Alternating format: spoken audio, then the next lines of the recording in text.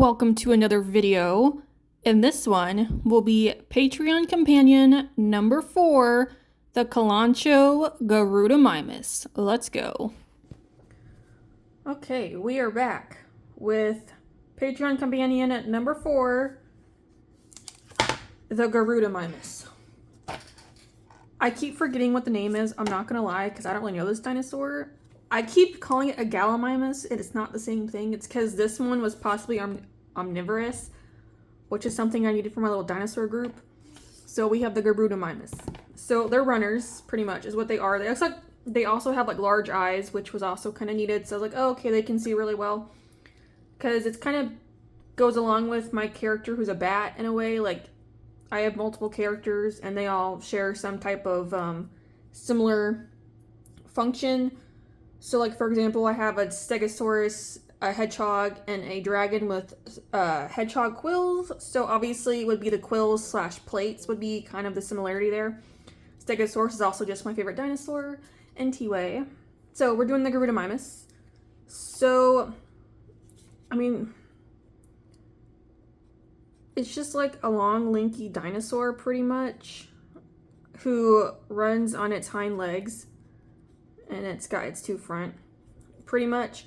And we're gonna mix it with a Mexican hat plant, which is gonna be a Kalanchoe, is what the actual name is. So I thought this plant looked super cool. So it's a succulent. So it's got multiple leaves, it's got some inner leaves, but then it's got these like little leaves on its rim. I'm looking at a picture. Yeah, it's almost like frills on the edge of the plant. So I thought that looked super cool. The one I'm looking at is just 2 different color greens. So I'll see before I pick up the colors later on, which we'll come back to. We'll get the sketch done and come back for the colors. I'll have to look and see exactly what colors I can, like, if it's other colors or it's just these 2 greens. Because it looks like it's in a terracotta plant, so if anything, I'll have to do greens and terracotta and a light brown, if anything else for the colors, so we'll see. But, so it is a runner. It likes the prairie and the sun, well, pretty much prairie, like especially like where wildflowers are, just like large open land to run. So I think,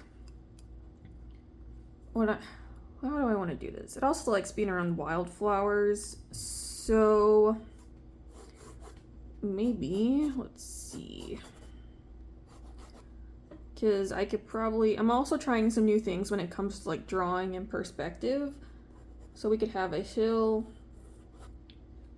right now. I'm thinking, because it also will spread its dust. Do I want this to be a boy or girl? I might make this a girl, actually. I think we're gonna make this one a girl this time. But I think for her, I'm just gonna have probably like a 3/4 view.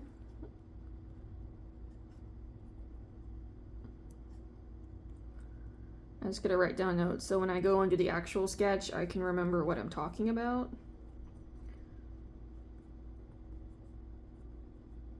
So we can do this. And then we can have barren land. I kind of like the mountains. Then maybe a few cacti. So mountains. Cacti. Okay. That is not, that's close enough. I know what that means. It's okay. So I can do that. I think it would be fun because then it would also just be somewhat barren. But then to start having a whole bunch of like wildflowers in the mix. I could just do like, you know, a couple bunches. I don't have to do anything like super crazy. I think would be nice. Let's see. So I think what I might do is I won't have it complete like going into sunset yet. I might have the sun starting to sink. I think starting to set. Starting now I'm going to have like reds and oranges and yellows pretty much. But again, you know what? I need red, orange, yellow. And then whatever the Gallimimus is, because I can continue on with these colors into other areas, especially like for the wildflowers and the grass. So I can have the grass kind of like that pale yellow, like that straw color is what I could do here. So now what I want to do, I think I almost might make feathers on it, because when I do bipedal dinosaurs, I do put feathers on them. So I think I'm going to have the tail resemble the plant. And then maybe the head, I could give it like a little headpiece. I think would be fun.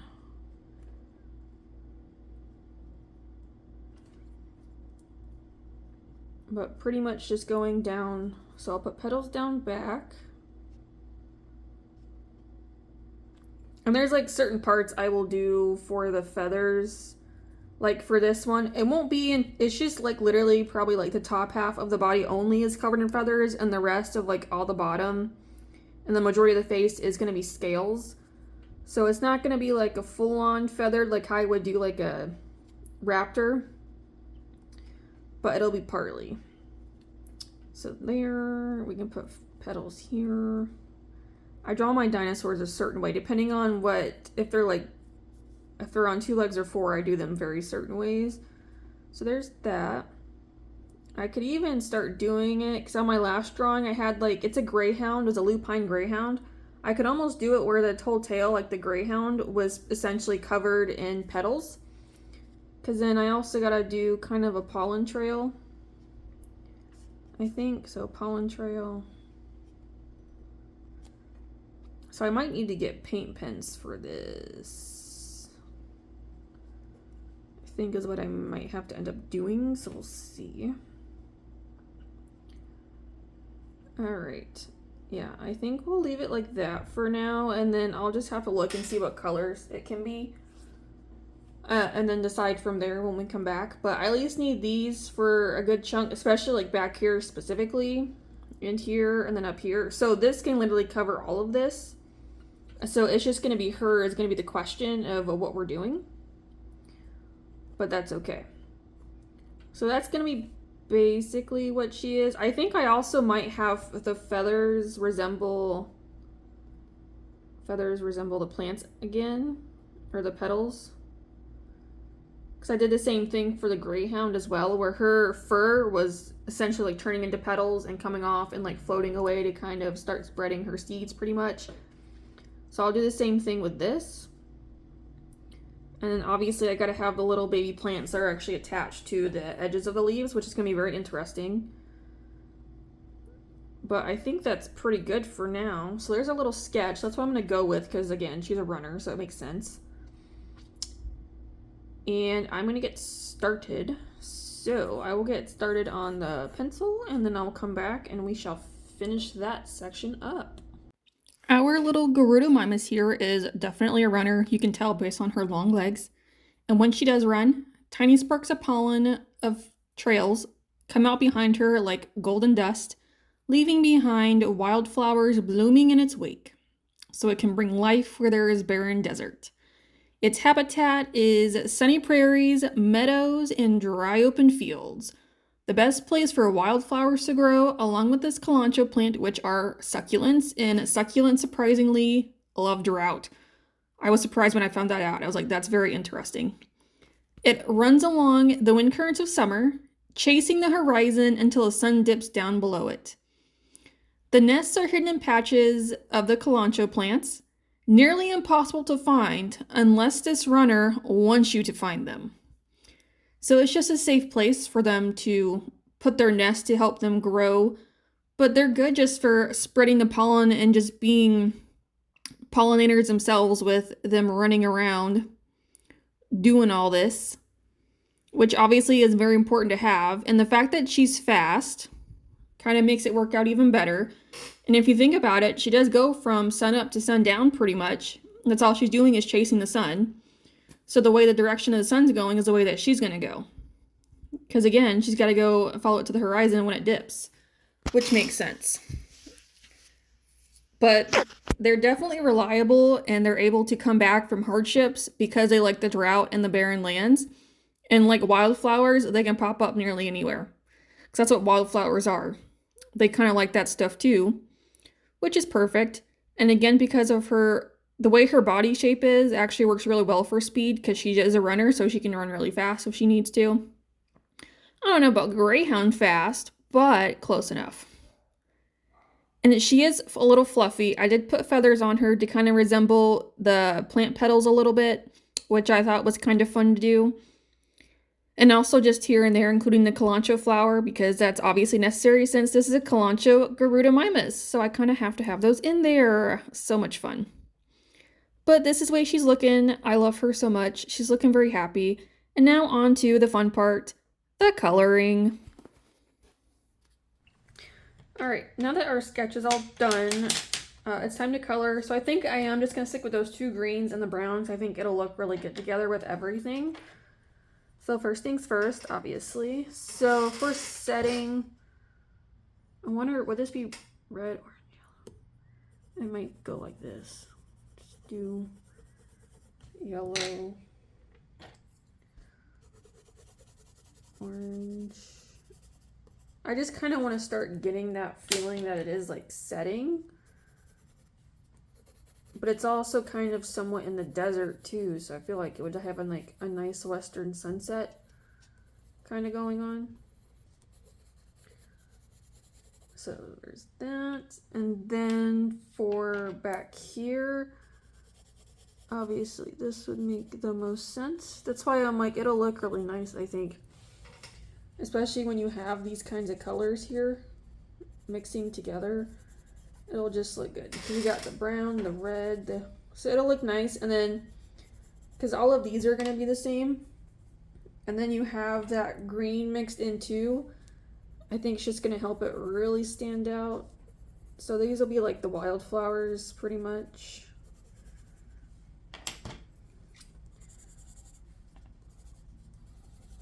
And then, yeah. So of course I gotta put a cactus in there, because what else am I gonna do? And just putting the plant in.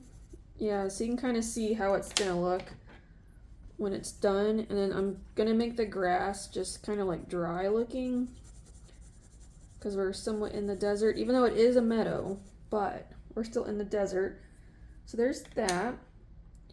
So now I'm gonna need these, because the main color is kind of a medium green.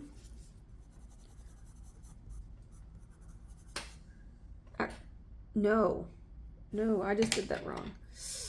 Oops. Okay. So actually the petals are gonna be kind of a lighter green, and then like the little, these things, so it's kind of gonna go like this. They're gonna be a little bit darker here.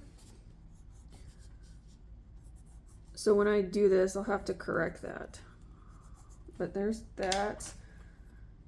So most of the face is gonna be this. So are these. Let's see. All right, so I am gonna have brown in here. So I think this green is gonna be is what I call my secondary color. Is what this is. When I actually like do the full thing, you'll see what I'm talking about, because obviously it's gonna make more sense when I get there. And then this will be, our brown's gonna be our third, just because that terracotta pot it was in. All right. So there. How do I want to do this? Because it's gonna have extra little. I wonder if I could make, kind of mellow these out, but then have the actual plant here. So there's gonna be extra little, I could probably do that, just add on a little bit more brown. Oh, maybe I could almost on some of these, maybe at least like the headpiece or whatever, and then maybe at the end of the tail I could do like an ombre effect with that light green and this brown here. Just I feel like to add a little bit more so it's not, and then maybe on some of the larger pieces too, just so it's not like super flat, but it's actually kind of interesting. All right, I think that could work. So now, again, it'll make more sense when I actually get to finish. I think I'm actually going to just include brown, like just straight up brown for the shading. Because obviously brown's going to work into here with like everything. So this whole area is actually probably going to be in shadow. This won't necessarily be except for by the plants. Back here's probably going to have some. Because obviously the sun's not completely set yet, but it's like starting to slowly sink in the sky. So there will be some, but I just think the brown will just kind of add maybe something a little different than... I mean, I could probably still include a little bit of purple and blue in here if I really wanted to. But I feel like just to kind of go with the sun setting theme, I feel like the brown would make the most sense. And then again, I can always... I don't know, I might add purple in here, but we'll see. So something like that. Shading probably won't be that severe because again, it's up high, but at least we have an idea of what we're going to go with. So I am going to get started and I'll be back. The behavior of our Garudimimus is, as a prairie garden, she protects the flower fields from imbalance and ensures the pollinators have a safe passage and the soil remains fertile. She's also a joyful dancer. At dawn and dusk, she leaps and dances in the fields, creating a movement stirring breezes that scatter seeds across the land. And a messenger of renewal, she appears after summer storms, sprinting through the wet grass to remind creatures of the resilience of wildflowers. She symbolizes joy and celebration. The flower-like crest is seen as a living symbol of festivity, community, and dance. Speed and balance. Just as a Gallimimus, the Garudimimus is swift and agile, she represents moving quickly while staying in harmony with the land. And resilience. She thrives in dry soil and heat, teaching endurance and adaptability. For a little bit of legends and folklore, we have the Summer Festival. It's a first prairie dance we're taught by watching the Garudimimus sleeping among the flowers. Some communities still wear these flower crowns shaped like the Garudimimus crest to honor its joy. A hidden path. Travelers tell of following its pollen trail only to arrive safely at their destination no matter how far or lost that they were. And the fire of the prairie. Old stories warn that if the land grows neglected or barren, the Garudimimus will vanish, taking summer's warmth with it. But if you have the Kalanchoe seeds, it can return with the first blooms. Now, if you want this Garudimimus to visit your garden, what you have to do is you have to sit quietly in a field of the Kalanchoe plants at sunset. Close your eyes and listen for a faint rhythmic drumming like footsteps on dry earth. If you're patient enough, the Garudimimus will streak past in a blaze of color, scattering petals in the wind. So, as with all of these essentially so far, she's just a reminder of bouncing back and being steady in hard times. Like with all these plants and the wildflowers and everything, that's what they do. They don't give up, they don't give in, they just bounce back no matter how barren or hard it gets. You just have to find a way. You know, like that famous Jurassic Park quote, life finds a way. That's kind of the same way here. So that's what she's kind of reminding us all of. Now, as for the drawing itself, color-wise, I actually did want to have her running in a sunset. I thought it would be cool, and also because I'm still trying to practice like different coloring techniques a little bit. So that's why she's relatively darker. Also, I'm sorry if you hear anything, there's people talking outside my window. I didn't know they were going to pull up right now. I apologize. But what I wanted to do was I wanted to have her in a sunset. So I decided that I would do my normal base colors with like the sun like behind her, essentially like almost sliding her up from behind a little bit, even though it's not completely down. I also wanted to kind of give that sunset feeling with like the orange sky starting with some of the yellow and the red clouds. I thought would be a very nice touch, which it actually was. And then for her shading, I actually just stuck with a gray brown color, which I thought was a nice balance and be like for marker wise. I thought would be a nice balance with adding in some quick shading and just making it really easy to just go over everything with one color versus like how I normally would. Now with the pencils, I did use a dark umber for the brown parts.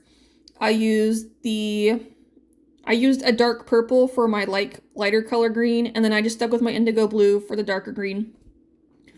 Which again, having that brown underneath with that shadowing, actually I think really helped. And it kind of gave me more of the effect that I was wanting, which I think works out great personally. I had debated on how much like shading I wanted to have on her, but I figured because the sun was still up high enough, it made sense for parts of her to still kind of have lighting be hitting her, not her being in complete shadow yet. So that's kind of why I did that. Which again, I do think works, and it's just like having certain parts like highlighted like on the scales of her neck there, where they're near the bottom, but they're kind of highlighted because she's twisting, and I feel like the sun is kind of hitting them a little bit. Again, I feel like adds a nice like subtle touch. And also just the other side of her neck where it's more exposed to the sun, and just having a little bit on there, still being lit up, and then also having my white just to kind of add in a little bit more highlights as well. I think it just works.